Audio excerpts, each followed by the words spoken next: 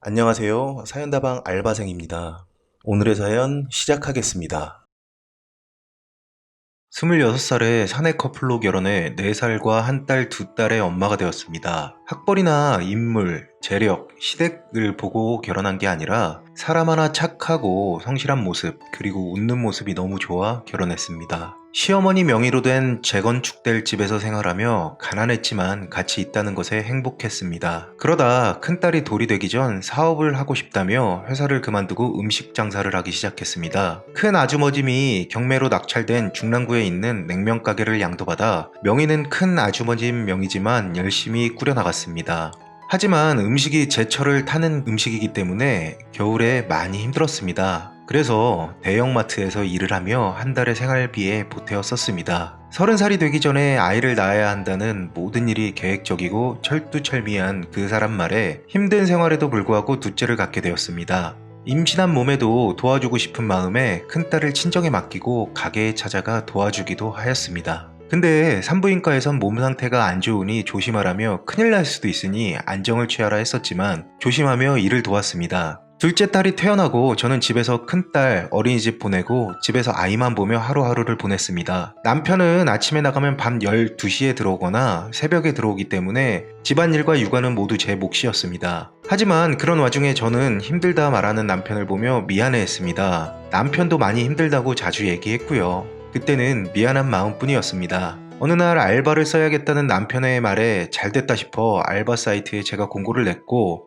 남자 대학생 1명, 여자 대학생 1명을 주중과 주말로 나뉘어 뽑았습니다. 그때부터였던 것 같습니다. 아이들과 대중교통으로 힘들게 가게에 도착해보면 여자 알바와 TV 소리도 음소거로 해놓고 다정하게 얘기하거나 절 보며 당황하기도 하고요. 주중에도 가게에 나와 손님이 있어도 남편의 노트북으로 시험 공부를 하고 있는 여자 알바생을 보니 기분이 묘해졌습니다. 그때마다 신경이 쓰여 몇 마디 하면 저는 의부증이 있는 여자로 몰렸고 정확한 물증이 없었기에 주의를 주는 것 말고는 아무것도 할 수가 없었습니다. 두 아이로 인해 제 몸은 항상 집에 묶여 있었기 때문입니다. 집에 있다가도 순간 기분이 이상해서 가게에 가보고 싶어도 두 아이의 외출 준비는 너무 많은 시간이 걸리기 때문에 항상 저는 남편을 눈여겨보기만 했습니다. 아이들과 가게에 찾아가면 여자 알바생은 한쪽 구석에서 계속 머리만 만지고 있습니다. 제가 고개를 돌리면 남편을 쳐다보며 입모양만 내면서 남편과 얘기도 하고요. 낯을 많이 가린다는 말에 넘어가곤 했습니다. 그러던 중 친정에 일주일 있다가 찾아간 가게에 남편은 혼자 있었고 노트북이 켜져 있었습니다. 순간 사이트 기록을 봐야겠다는 생각이 들어왔더니 채팅 사이트를 8개 정도를 열어본 흔적이 있었습니다.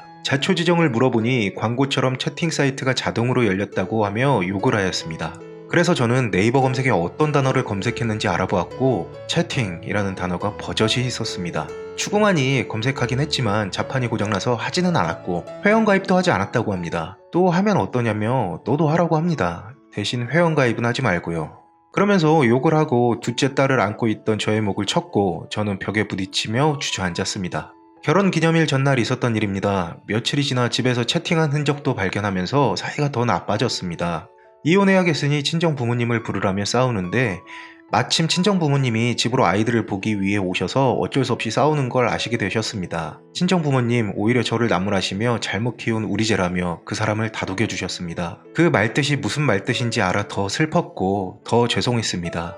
이 일이 있고 며칠 후에 전 회사 동료들과의 모임 자리에 그 사람이 참석하게 되었고 다음날 새벽 4시 넘어 들어왔습니다. 저는 둘째 모유를 줘서 자주 깨기 때문에 집에 들어온 걸 알고 있었지만 냉전이기에 모른 채 하고 아이들과 잤습니다. 오전 10시가 넘자 가게 들어갈 채비를 하고 나가는 그 사람의 모습을 보고 화장실에 가보니 애벌한 빨래와 후드티와 청바지가 있었고 그 옷들에는 짧은 제 머리와는 상반된 긴 머리카락들이 많이 붙어 있었습니다. 전화를 해서 추궁을 하니 저를 의부증, 정신병자로 몰며 이혼하자고 말합니다. 그리고는 그 후로 집에 들어오지 않았습니다. 집에 들어오지 않은 다음 날은 둘째 딸의 뒤늦은 100일 사진 찍는 날이었고 3일 뒤는 큰딸의 3번째 생일이었습니다. 모두 들어오지 않았습니다. 큰딸 생일이 이틀이 지나서야 집에 들어왔고 오자마자 한 소리는 법원에 갈 테니 준비하라는 말이었습니다. 그동안의 일들이 화가 나서 안 들어오는 것이겠지, 가게에서 자거나 어머님한테 가서 잤겠지 했던 제 예상과는 다르게 그 사람의 모습은 예전과는 너무 달랐습니다. 이혼을 안 한다고 하자 이혼할 마음으로 바뀌면 전화하라며 여행용 캐리어에 짐을 싸고 다시 집을 나갔습니다. 집 컴퓨터에는 둘의 공인인증서가 있기 때문에 혹시나 하고 알아보니 안 들어온 날 첫날 강릉을 시작으로 호텔, 모텔 머물며 식사는 2인분씩 먹고 다녔습니다. 이때까지만 해도 군대 후임을 만나러 다니나 하며 생각했습니다. 그렇게 10일 동안 가출한 남편이 친정아버지에게 문자를 보냈습니다. 11월 1일 오후 3시에 우리가 살고 있는 집으로 와달라는 내용이었습니다. 3시, 그 사람, 시아버지, 저 이렇게 3명이 있었고 친정 부모님을 기다리고 있었습니다. 친정 부모님이 오시기 전 1시간 동안 저에게 어떤 수단과 방법을 가리지 않고 이혼하겠다며 단호하게 얘기를 하였고, 큰 아이는 자기가 키우겠다는 말과 시아버지에게 저에 대한 험담을 늘어놓았습니다. 그리고 4시 친정 부모님이 상기된 얼굴로 도착하셨습니다.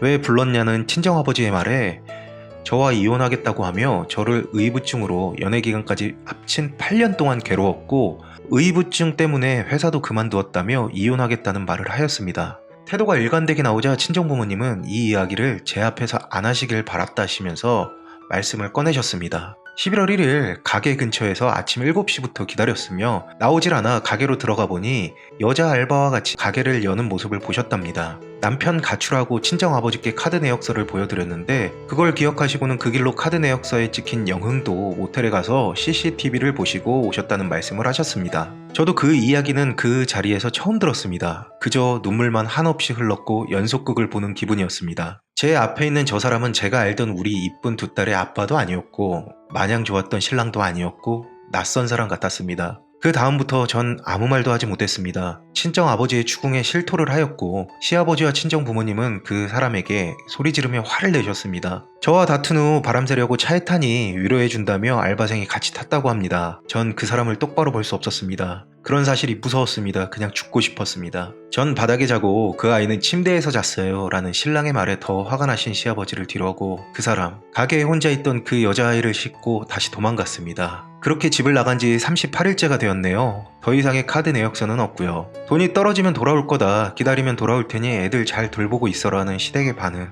하지만 친정에서는 일가 친척 모두 이 일을 알게 되어 그 사람 쫓고 있습니다. 가정법원에 이혼 소장도 내고 경찰서에 고소장도 냈습니다. 하지만 법이라는 게 간통을 했어도 물증이 있어야 하고 포기하는 사진을 찍어야 한다고 하네요. 사실 힘든 물증이죠. 변호사, 법무사, 형사들도 힘든 물증이라는 거 인정합니다. 하지만 정해진 법이 그러하니 가정법원 쪽으로 힘을 더 실으라고 합니다. 32살인 남편과 13살 차이 나는 여자 알바도 그때부터 지금까지 학교도 안 나가고 도망다니고 있습니다. 큰딸은 아직도 아빠를 많이 찾습니다. 많이 우울해하고요. 자기가 가족을 지켜야겠다고 생각을 했는지 저를 오히려 보호해준다고 고사리 같은 손으로 저를 안아줍니다. 7개월 되는 우리 둘째 딸, 아빠 얼굴이나 알련지요.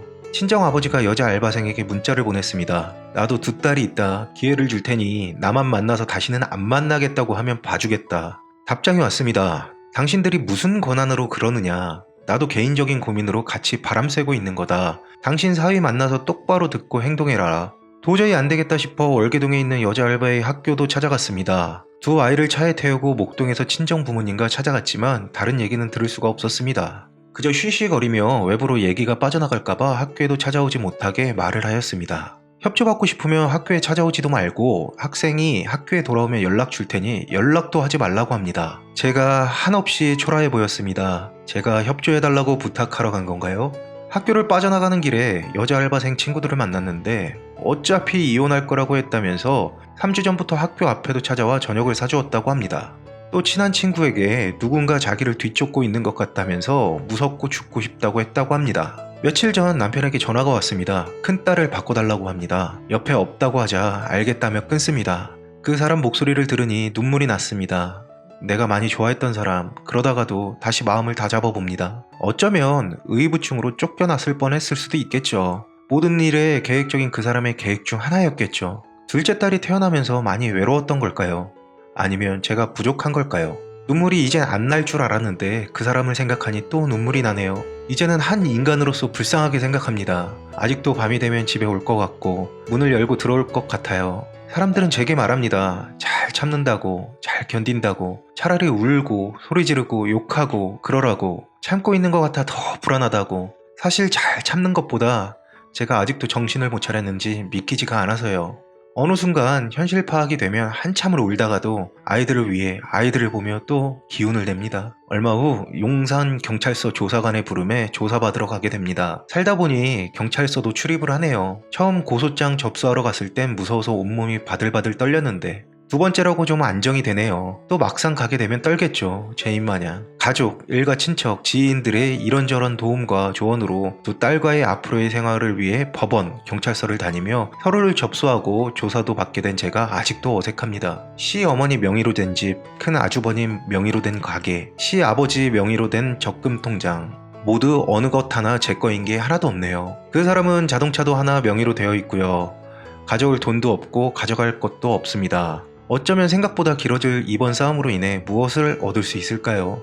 아이들만 아니면 하루에도 12번 죽고 싶은 생각뿐이지만 아직 자기도 애기이면서 저와 동생을 챙기는 큰딸과 혼자 앉기 시작하며 엄마 소리를 하는 둘째 딸을 보니 이제는 아이들을 위해 살려고 합니다. 이전에 나라는 사람은 없고 엄마로 또는 아빠로 아이들에게 최선을 다하는 나로 태어나려고 합니다. 아이들이 알아주지 않아도 좋습니다. 여느 아이들처럼 구김없이 아빠의 빈자리가 최소한 적게 키우는 게 제 인생의 목표가 되어버렸습니다. 그 사람에게는 아이들과 살 집을 살 수 있는 위자료와 양육비를 받아내야 하고요. 그 여자 알바에게는 위자료를 받아내려 합니다. 이 두 사람의 어리석은 행동으로 저를 비롯해서 어리고 여린 우리 두 딸의 인생도 책임을 지기 위해서는 벌을 받아야 합니다. 이혼, 사람들이 많이 해서 이혼한 사람이 주변에 많지만 그래도 아직 선입견이 있는 대한민국에서 키우려면 제가 강해져야겠죠. 묻고 싶네요. 내가 얼마나 너에게 짐이 되었고 어떻게 잘못하고 살았는지 모르겠지만 나는 제외하고서라도 두 딸까지 버릴 정도로 지금 행복한지, 유부남을 만나고 처자식을 버리고 만난 둘만의 사랑 행복할 것 같은지. 영상 끝까지 시청해주셔서 감사합니다. 여러분의 생각은 어떠신지 댓글 남겨주세요. 재미있게 시청하셨다면 구독과 알림 설정 부탁드립니다.